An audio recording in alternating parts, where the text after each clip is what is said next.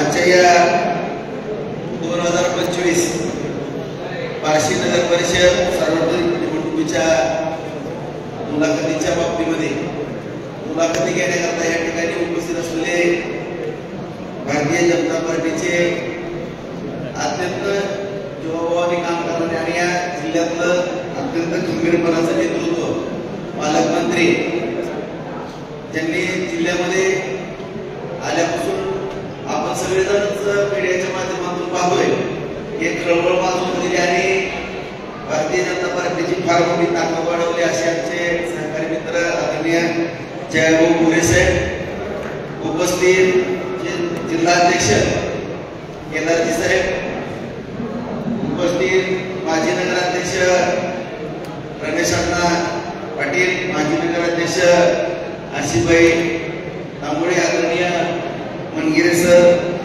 आदरणीय रिंक्याप्पा, भारतीय जनता पार्टीचे अध्यक्ष मदन दारडे सर, आरपीआयचे अध्यक्ष ॲडव्होकेट अविनाश गायकवाड साहेब, वकील साहेब, माजी नगरसेवक नाना राऊत, माजी नगरसेवक कदले मालक, प्राध्यापक पवार सर, संग्राम मोहिते, शिंदे साहेबांच्या सेनेचे अध्यक्ष सहकारी मित्र माने, बाबासाहेब तापशे, उपस्थित आता काही सरी कांबळे सर,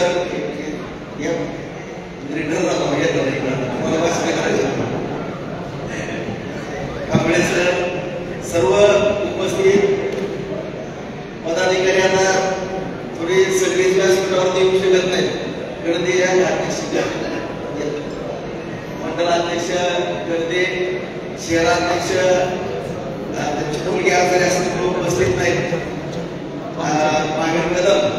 उपस्थित सर्व भारतीय जनता पार्टीचे पदाधिकारी, महायुतीचे सर्व या बार्शी शहरातील पदाधिकारी, कार्यकर्ते, माजी नगरसेवक, त्याचबरोबर ज्यांनी आपल्या प्रभागामध्ये अत्यंत मोलाचं काम केलेलं असे सर्व सामाजिक कार्यकर्ते, भारतीय जनता पार्टीचे सर्व सदस्य, शिवसेनेचे सदस्य, अजितदादांच्या राष्ट्रवादीचे सर्व काही सदस्य, आज या ठिकाणी मी पत्रकार बांधवांना पण सांगू इच्छितो की आम्ही महायुतीच्या माध्यमातून ही निवडणूक लढवण्याचा या ठिकाणी प्रयत्न करतोय.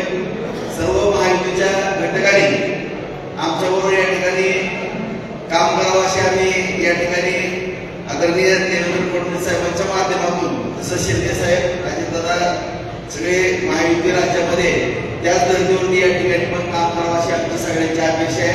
आदरणीय आठवले साहेब आहेत, अविनाश वकील साहेब या ठिकाणी उपस्थित आहेत, आमचे सहकारी शिंदे सेनेचे माने या ठिकाणी उपस्थित आहेत.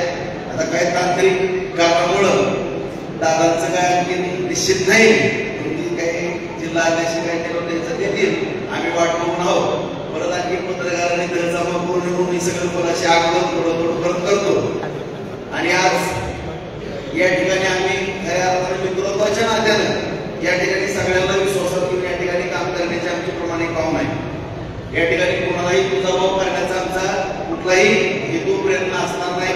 आदरणीय जयाभाऊच्या मार्गदर्शनाखाली आम्ही म्हणजे जिल्ह्यामध्ये सगळेजण निवडणूक लढवतोय आणि जयाभाऊ रात्रीचा दिवस करून आता एवढी दाखवून त्याला पंढरपूर बालशीवरून आता अक्कलकोटला चालले आणि एवढ्या घाई गडबडीमध्ये सुद्धा सगळ्यांना फेस टू फेस या ठिकाणी बोलले. खास करून नगराध्यक्ष पदाचे त्यांनी मुलाखती घेत गेले आणि आज आपण सर्व उमेदवारांची या ठिकाणी बांधवांनो मुलाखती घेत असताना आता तुम्हाला पण माहिती आहे, मला पण माहिती आहे, जवळपास सगळ्याच गोष्टी तुमच्या पण लक्षात आहेत आणि आम्ही काम करणाऱ्या कार्यकर्त्यांच्या पण लक्षात आहे. परंतु हे सगळे आपण काम करत असताना मिळून मिसळून आपल्या सर्वांनाच माहित आहे की आपल्याला विधानसभेला मुकावं लागले. आज आपण आदरणीय देवेंद्र फडणवीस साहेबांच्या माध्यमातून इतिहास घडवला विकास कामाचा. कधी नाही इकडे येतात जयभाऊनी पण पाहिला असेल की रस्ता येतात किंवा सगळे बार्शी शहराला जोडणारे कॉन्क्रीटचे रस्ते असतील, बगीचे असतील, खेळाची मैदान असतील, नगरपालिकेच्या शाळा असतील, त्याचबरोबर शहरामधल्या भरपूर योजना आहेत. जवळपास 5,000हून अधिक आपण गोरगरिबांना घरं देऊ शकलो. 1596 घरांचा प्रोजेक्ट सुद्धा त्या ठिकाणी जवळपास आता 350-400 घरं पूर्ण झालेले आहेत. उर्वरित आदरणीय फडणवीस साहेबांच्या हस्ते त्याचं उद्घाटन आपल्याला करायचं आहे. आणि अशा रीतीनं संपूर्ण शहरामध्ये गल्ली बोळातील रस्ते, कॉन्क्रीट, काय डांबरीकरण असेल, गटरी असतील, पाईपलाईन असेल, 296 कोटीची पाणी पुरवठा योजना या ठिकाणी आदरणीय साहेबांनी बार्शीकरता दिली. जवळपास 4 कोटी लिटर पाणी आपल्याला रोज येत आहे. सगळ्या विकासाला म्हणून आपल्याला या निवडणुकीला सामोरं जायचं वाटतं.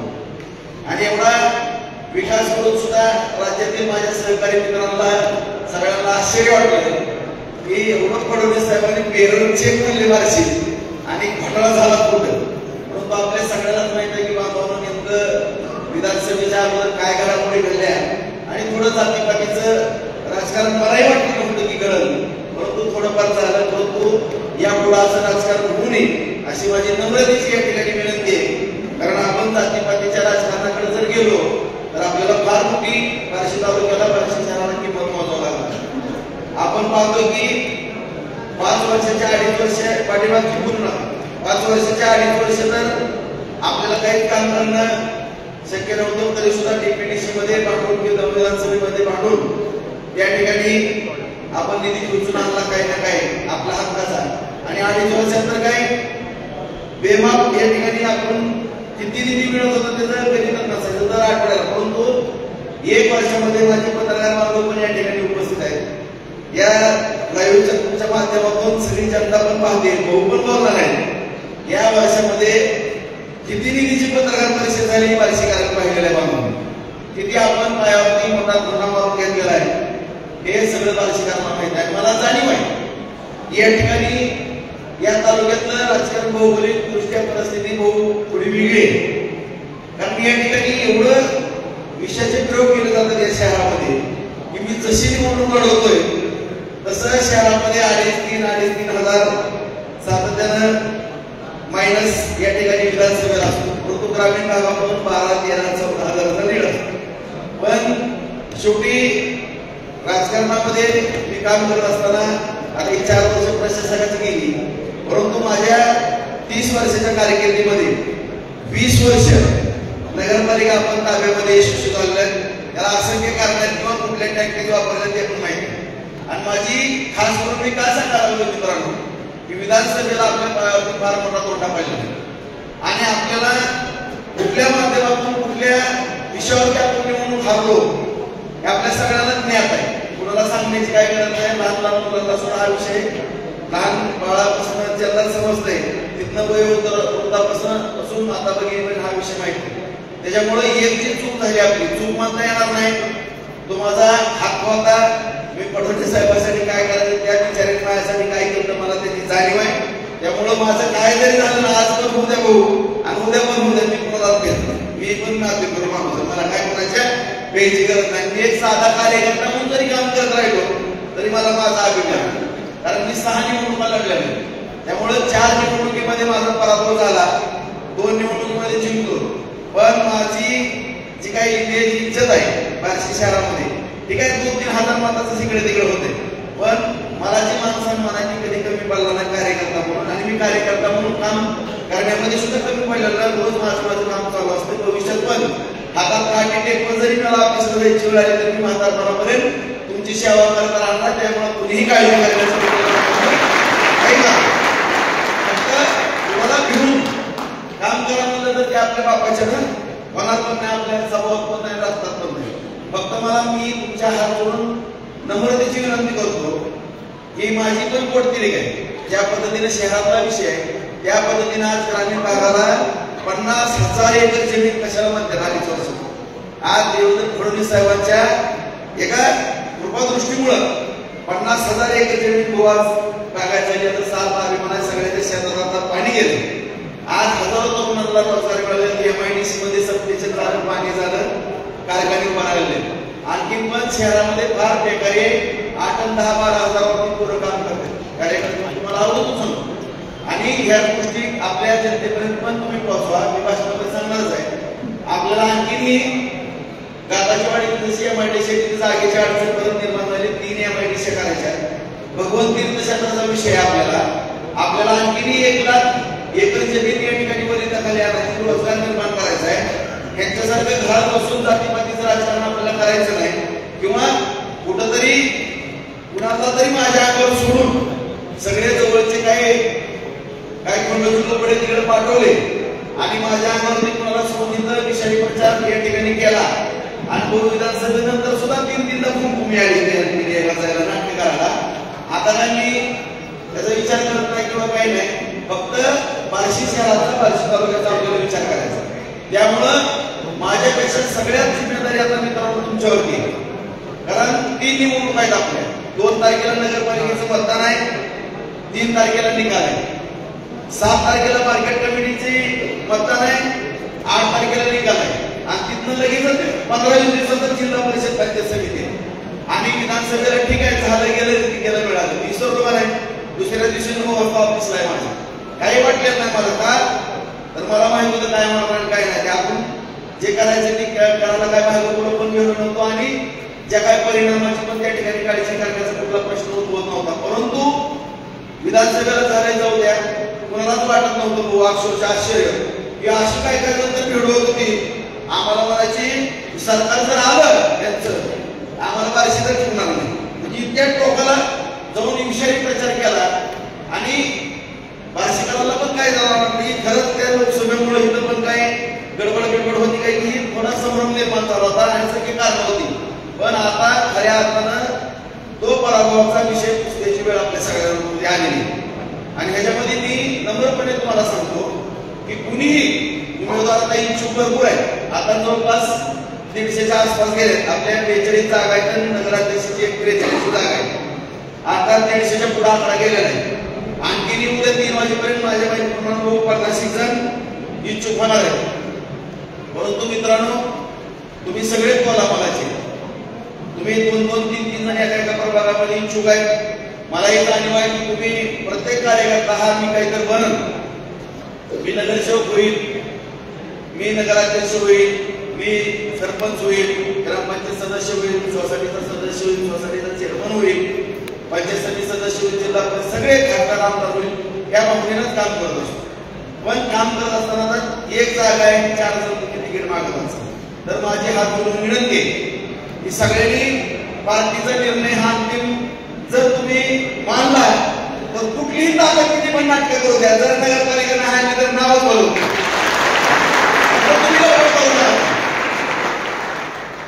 बाजार समिती, नगरपालिका, जिल्हा परिषद, पंचायत समिती 3च्या 3 सत्ता फक्त आपल्याला एकही कार्यकर्ता नाराज होता काम.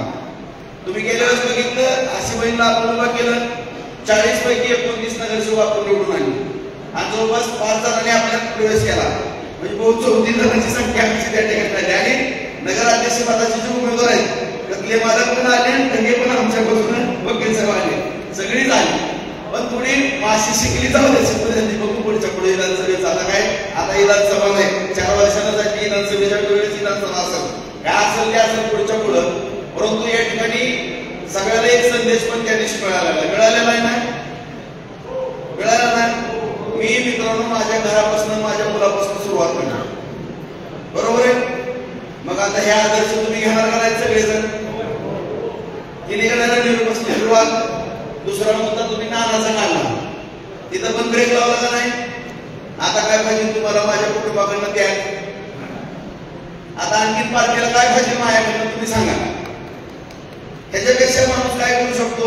आणि मी तुम्हाला पण माहिती आहे फडणवीस साहेबांच्या मार्गदर्शनाखाली किंवा त्यांच्या सहकार्याने किंवा त्यांनी माझ्यासारख्या कार्यकर्त्याला ज्यावेळेस ताकद दिली किंवा त्याच्या अगोदर पण थोडंफार प्रयत्न करायचो, पण ज्यावेळेस साहेबांनी मला ताकद दिली, तुम्हाला कशात कमी बोललोय सांगा? मी ग्रामपंचायतीला कमी आहे का, सोसायटीला कमी आहे का, कशाला कमी?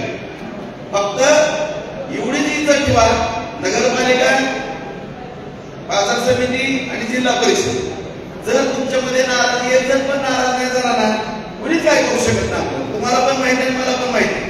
आता इलेक्शनच्या वेळेस आपण नगराध्यक्षांच्या वेळेस सगळेजण 4 इच्छुक असायचे, कुणाची उमेदवारी 3 जणांना हात जोडून समजून सांगायचं. आणि काळजी करू नका, कुणी जर उमेदवारी नाही मिळाली तर आपण पार्टीच्या पदावर घ्या, कुठल्या पदावर घ्या, कुठल्या पदावर ऍडजस्ट करू ना. आणि कोणी काय म्हातारं झालं काय, पुढच्या निवडणुकीत त्याचा विचार करू. आता एखादा चालू नगरसेवकाला सुद्धा मी सांगणार आहे, तू शांत बस. आता ह्याच्यापेक्षा काय आणखी त्यांनी ऐकायचं.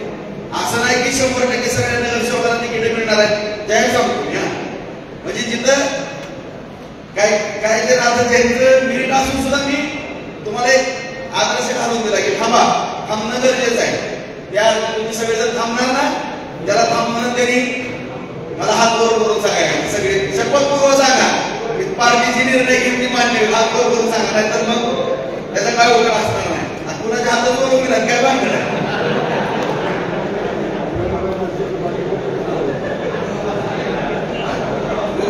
सगळ्यांना तुम्ही म्हणलं जे आता बोललोय त्या पद्धतीनं. आणि आम्ही मी तुम्हाला प्रामाणिकपणे सांगतो असा एक शब्द एक सुद्धा प्रभाव म्हणजे एक शब्द असा येणार नाही आमच्यावरती, आम्ही जे बसलेले सगळेजण की माझ्यावरती अन्याय झाला बस. बरोबर आहे. आमच्याकडनं काय अपेक्षा तुमची, कुणी गरीबाचा कार्यकर्ता राहू द्या, श्रीमंताचा राहू द्या, गरीब आहे म्हणून त्याची उमेदवारी, श्रीमंत आहे म्हणून त्याची उमेदवारी, असं काय होणार नाही. हे सुद्धा अन्याय होणार नाही. आम्ही जिथं मिटते तिथं ऑफिसला मिटवलं जाईल, ते उमेदवारी जाहीर केल्या जातील. जिथं टाय चाललाय त्या गल्ली तुम्ही विचाराल स्वतः येणार. आम्ही 4-5 जी काय आमची 20 जणांची कमिटी असेल त्याच्यापैकी 5-5 जण पाठवून लोट झाला, नाहीतर आम्ही 20 जण येऊ, मी स्वतः येऊ. कुठंही कुणावरती एकाही कार्यकर्त्यावरती एकाही उमेदवारावरती अन्याय होणार नाही याची 100% तुम्हाला खात्री देतो. आणि तुम्ही पण मला खात्री द्या की जो भारतीय जनता पार्टी महायुती जो निर्णय घेईल तो आम्हाला मान्य राहील आणि त्या पद्धतीने सगळ्यांनी कामाला लागावं. आणि 20 दिवस राहिले होता, 20 दिवसामध्ये प्रचार संपतोय, 2 तारखेला मतदान आहे. सगळ्यांनी या ठिकाणी भारतीय जनता पार्टीच्या माध्यमातून आपण ही निवडणूक लढवत असताना आपला नगराध्यक्ष आणि जास्तीत जास्त नगरसेवक 2-3 पेक्षा बहुमत जास्त अशा पद्धतीनं ताकदीने ही निवडणूक सगळ्या कार्यकर्त्यांच्या जीवावरती मी बहुल शब्द देतो. निश्चितपणानं नगरपालिका, बाजार समिती आणि जिल्हा परिषद पंचायत समिती आम्ही जिंकल्याशिवाय राहणार नाही. फक्त जे काही घटना घडल्या 1 वर्ष झालं आमच्या बार्शीला मला चहू लागली हो की 10 वर्ष बार्शी महाग गेली, 15 वर्ष एवढी बार्शी महाग जाऊन देऊ नका. प्रचंड असा गेल्या वर्षाचा पण बॅकअप करून काढा आणि चांगल्या पद्धतीचा निधी देऊन या बार्शीच्या तरुणांच्या हाताला काम द्या, शेतकऱ्याच्या शेताला पाणी द्या, एवढीच आपल्याला नम्रपणे विनंती करू. आणि भगवंत केंद्र क्षेत्र आराखडा जे आमचं ग्रामदैवत आहे हे मंजूर करण्याकरता आपण या ठिकाणी बैठक लावावी अशी या ठिकाणी नम्रतेची विनंती करतो. आणि आदरणीय बहुला अक्कलकोटला जायचं असल्यामुळे माझे 2 शब्द या ठिकाणी थांबवतो. आणि परत एकदा आज बहुला या ठिकाणी मुलाखती घ्यायची त्या परत एकदा उद्या किंवा परवा दिवशी सगळ्या उमेदवारांना मी निरोप द्यायला आहे. सगळ्यांनी माझ्यासमोर जातीनिहाय मतदाराची संख्या सांगायची, मी काढून ठेवली.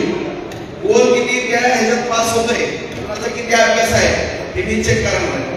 मला रात्री 2 वाजू द्या, 1 दिवस लागू, 2 दिवस लागू, 1 दिवस 10 प्रभाग, दुसऱ्या दिवशी 11 प्रभाग आणि सगळ्यांची परीक्षा पूर्ण अत्यंत कठीण परीक्षा पूर्ण उमेदवारी दिली जाईल असे या ठिकाणी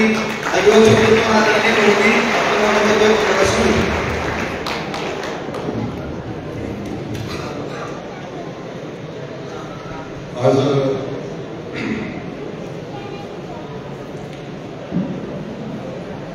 भाऊ आपल्याला बार्शी नगरपालिका आणि भविष्यात होणारी जिल्हा परिषद पंचायत समितीची निवडणूक आणि महाराष्ट्रात एकमेव मार्केट कमिटीची निवडणूक ज्या ठिकाणी ते बार्शी. या तिन्ही निवडणुकीच्या पार्श्वभूमीवर आज आपण या ठिकाणी भारतीय जनता पक्ष आणि महायुतीच्या सगळ्या सरकारांच्या सोबत या ठिकाणी आपण बैठक करतो. या बैठकीच्या निमित्तानं उपस्थित असलेले आपल्या सगळ्यांचे नेते आणि या विभागातला विकास पुरुष ज्यांनी आपल्या पाठीमागच्या 5 वर्षाच्या विधानसभेच्या कालखंडामध्ये प्रचंड मोठं काम या तालुक्यात तालुक्याच्या विकासाचं, या तालुक्यातल्या शेतकरी बांधवांच्या पाण्याचं, या तालुक्यातल्या पायाभूत सुविधांचं, MIDC पासून सगळ्याच हे प्रचंड मोठं काम उभं केलं. सामान्य लोकांचा विश्वास त्यांनी खऱ्या अर्थानं जिंकला आणि विधानसभेची निवडणूक झाली तर जवळजवळ 1 वर्ष होत आलं. तरी पण या 1 वर्षाच्या कालखंडामध्ये बार्शीचा आमदार कोण असेल तो आमचा राजाभाऊ साहेब असतो. 1 रुपयाचं काम आमदार खंड सोडून 1 रुपयाचं काम जर दाखवलं त्याच्यावर राजाभाऊ खूप मोठा झाला. प्रचंड मोठा आपण सगळेजण पाहतो की काम राजाभाऊंनी उभं केलं. सातत्याचं राजाभाऊ विधानसभेचे खंत म्हणून दाखवतात. आता ते विसरून जावं. झालं आता जे झालंय ते झालंय, पण जे झालंय ते पुन्हा होऊ नये या हेतूने आता आपल्या सगळ्यांना कामाला लागायचं. त्या अनुषंगाने आता ही पहिली निवडणूक जी आहे ती बार्शीच्या नगरपालिकेची निवडणूक ही पहिली निवडणूक आहे. त्या अनुषंगानं आज आपण पाहतो सगळ्यांनी मुलाखती दिल्या. अनेक इच्छुक आहेत आणि एवढ्या मोठ्या संख्येने इच्छुक असणं म्हणजे पार्टीची विजयाची संधी अधिक आहे म्हणून लोक इच्छुक. जी पार्टी निवडून येणार नाही तिकडे इच्छुकांची संख्या असतच नाही. एवढ्या मोठ्या संख्येनं आज इच्छुक आहेत. सर्व जाती धर्माचे लोक नगराध्यक्षपदाच्या निवडणुकीच्या अनुषंगानं हे उमेदवार, इच्छुक उमेदवार हे सगळे लोक आणि खऱ्या अर्थानं राजाभाऊ बघताना त्यापासून आनंद झाला की राजाभाऊ सारखा एक नेता सगळ्या धर्माला, सगळ्या जातीला सोबत घेऊन जाण्याची एक आमचा मुस्लिम समाजाचा एक भाऊंचा सहकारी जेव्हा मुलाखत देत होता त्याच्या अंगावर काटे उभे होते की आम्हाला राजाभाऊंनी सगळं दिलं, आम्हाला कुठलीच अडचण राजाभाऊंनी ठेवली नाही, आम्हाला जे शक्य ते सगळं दिलं असं सांगत असताना या चेहऱ्यावरचे भाऊ सांगत होते की राजाभाऊ सगळ्या समाजाला न्याय देतात, राजाभाऊ सगळ्या जाती धर्माला सोबत घेऊन सांगतात. जाती धर्मावर राजकारण करायचं एवढं एकच सरकारकडे लोकांच्या हातामध्ये आहे. पण त्या सगळ्या गोष्टी चिरकाल कधीच टिकत नाही. विकासाचं राजकारण चिरकाल टिकतं, विकासाचं समाजकारण चिरकाल टिकतं, सगळ्यांना सोबत घेऊन जाणारं राजकारण चिरकाल टिकतं आणि त्या राजकारणाचं आयुष्य खूप कमी असतं. त्यामुळं ते ज्या पद्धतीचं राजकारण या ठिकाणी करतायत राजाभाऊ त्याला फार मोठं आयुष्य आहे आणि मला वाटतं ते पुन्हा काय त्या पद्धतीचं पुन्हा काय घडलंही नाही. आता ही शेवटची वेळ पण त्याच्या अधिक जण जाता मी आपल्याला एवढंच या ठिकाणी सांगणार. आज या ठिकाणी सोलापूर जिल्ह्याचा पालकमंत्री म्हणून मी काम करतो. राजाभाऊ आम्ही दोघे खूप जवळचे मित्र आहे आणि राजाभाऊंच्या मतदारसंघामध्ये राजाभाऊला कुठली अडचण आली नाही पाहिजे. मागच्या वेळी सांगितलं होतं की कायम माननीय मुख्यमंत्री मोदयांचा आग्रह असतो की राजाभाऊ माझा सैनिक आहे आणि या सैनिकाला काही कमी करता अशा पद्धतीने भूमिका सातत्याने सांगतो. आज या ठिकाणी मला वाटत नाही की एखाद्या नगरपालिकेच्या निवडणुकीच्या उमेदवारांच्या मुलाखतीला पालकमंत्री कधी आला ही पहिली वेळ. पण माननीय मुख्यमंत्री महोदय मला सूचना दिल्या तुला बार्शीला जायचंय आणि त्या ठिकाणी राजाभाऊला निवडणुकीची परिस्थिती समजून घ्यायची आहे आणि राजाभाऊच्या पाठीशी खंबीरपणे उभं राहायचं.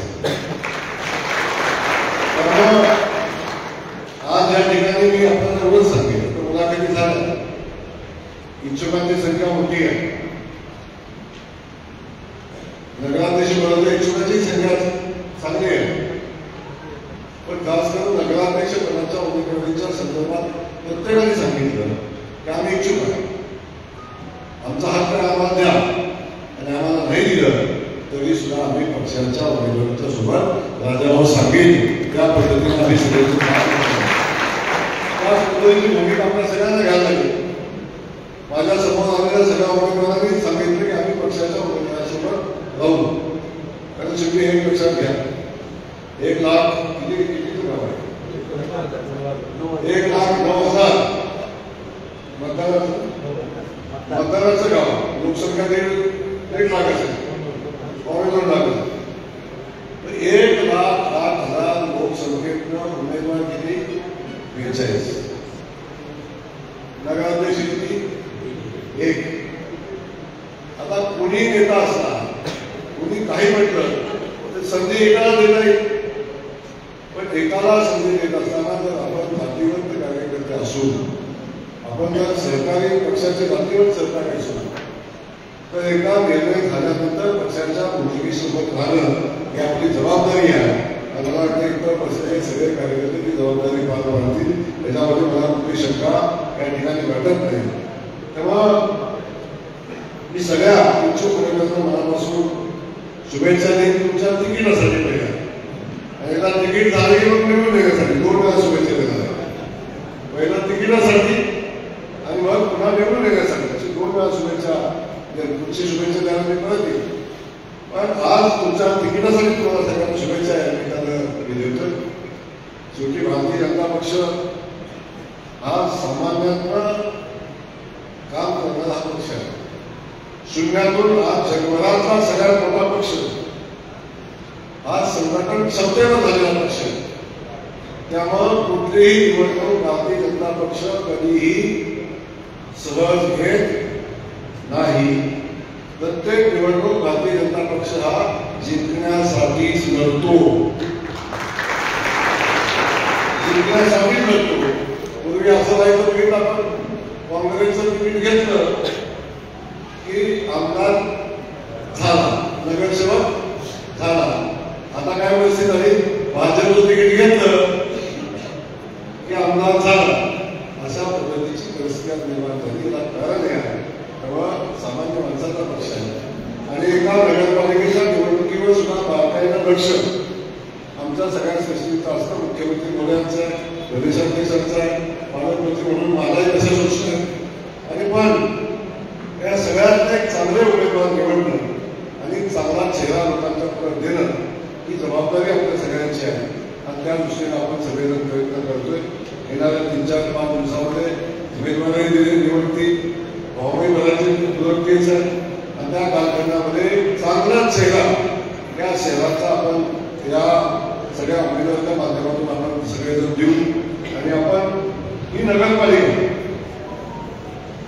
कुठल्याही किमतीवर भारतीय जनता पक्षाच्या कमळ चिन्हावर महायुतीतल्या जेवढे सहकारी, माझ्यासारखं म्हणूनच सगळे सहकारी, जेवढे सहकारी आपल्यासोबत येतील, आपल्या आठवडे गटाचे आमचे ते माझे सगळे सहकारी आहेत, गायकवाड साहेब आणि इथं बसलेले राजावरचे सगळे सहकारी, खास करून आमचे जिल्हाध्यक्ष.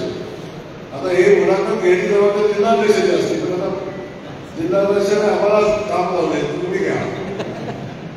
कधी कधी असतं जिल्हाध्यक्षला पालकमंत्री सांगतात, पण आमचं उलट आहे. आमचा जिल्हाध्यक्ष पालकमंत्री सांगतो तुम्ही हे करायला तेवढं. आणि सगळ्यांना टाळ्या वाजवतात, त्यांचा वाढदिवस.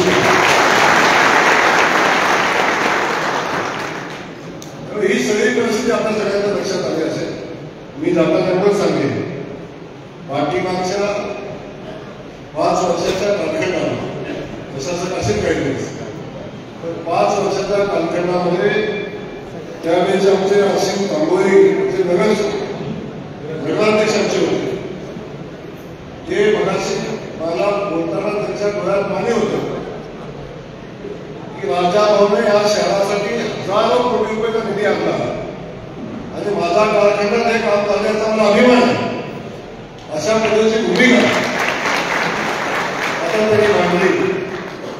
म्हणजे राजा भाऊ 1 वर्षात किती कोटीची कामं आहेत, किती कोटीची कामं आहेत 11 महिने झाले.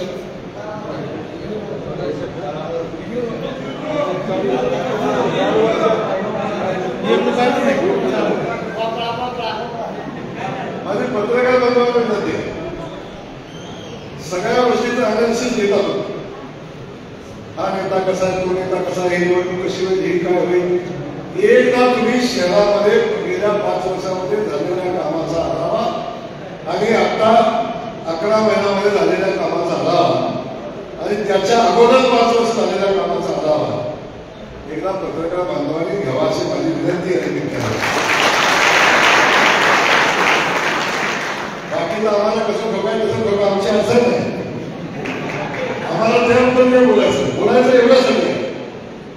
जर 11 महिने राजा भाऊ आमदार असतात तर किमान 500,000 कोटी रुपये काम एवढं मोठं नुकसान आमच्या मातृभूमीचं आमच्या मातीचं आमचं नुकसान झालंय आणि ते कधीही न भरून देणार नुकसान. देशात राज्यात सत्ता आपली असताना जर आपणही कामगार असतो आपल्याला अनेक काही करता आला असतो.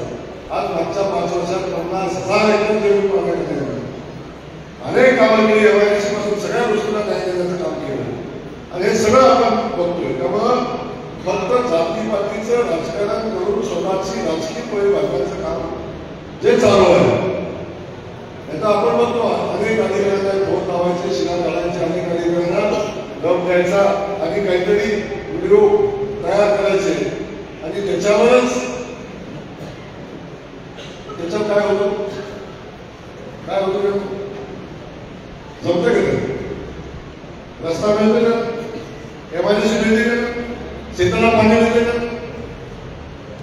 आपल्याला मोबाईल करायचं तरी वगैरे आहे तेवढंच काम करायला घरी तरी त्याचा भयपणा.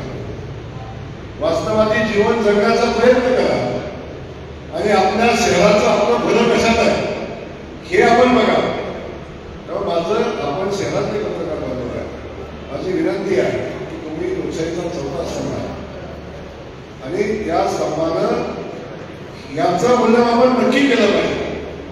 मागची 5 वर्ष, त्याच्या मागची 5 वर्ष आणि आताचे 11 महिने या गोष्टीचं अनालिसिस आपण करा, लोकांचा समोर मांडा आणि त्याच्यावर लोकांचं मत ठरवून द्या. मी सांगतो जेव्हा तुम्ही हे कराल तेव्हा भाऊ आपण करू, जेव्हा आपण कराल तेव्हा लोक तुमच्या सोबत आपोआप तुम्ही राहतील. काळजी करायचं काम माझी विनंती आहे की आपण सगळे मिळून ताकदीनं एखादी निवडणूक आपण लढूया. या ठिकाणी मी राजा भाऊ आपल्याला आपल्या सगळ्या सरकारने एवढंच आश्वस्त करतो की या मतदारसंघासाठी आपण जे सांगणार ते प्रत्येक काम आपल्या सरकारच्या माध्यमातून मागे लागेल. चिंता करू नका, आपलं सरकार तुमच्या पाठीशी आहे.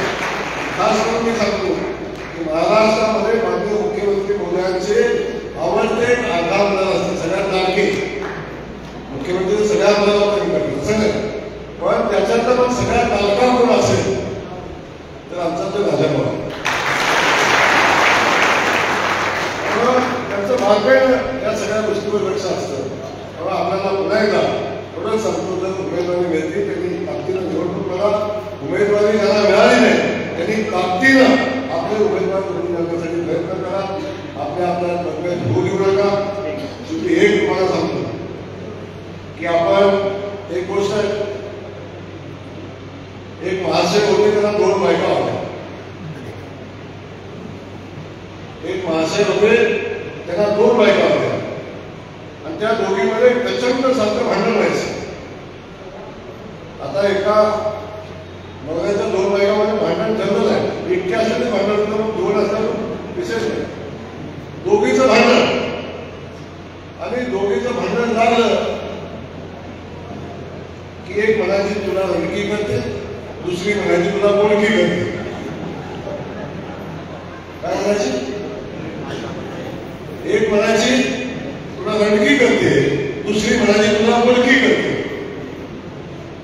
आणि सारखं रोज करतात, हे दिवशी म्हणजे रोज काय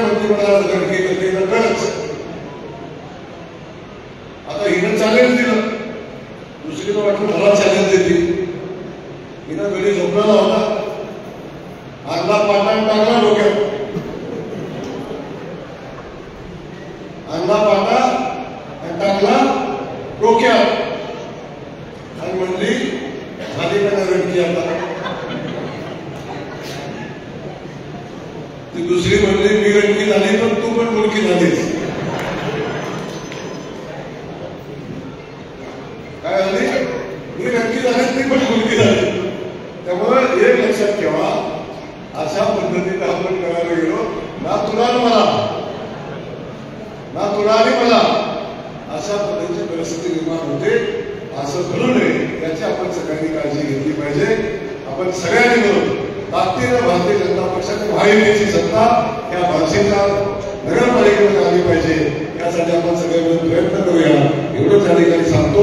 आम्ही सगळेजण झाल्यावर तुमच्या पाठीशी साम नाम सगळी शक्ती घेऊन आम्ही तुमच्या पाठीशी आहे. काळजी करू नका. धन्यवाद. आपण निराकरण आल्याबद्दल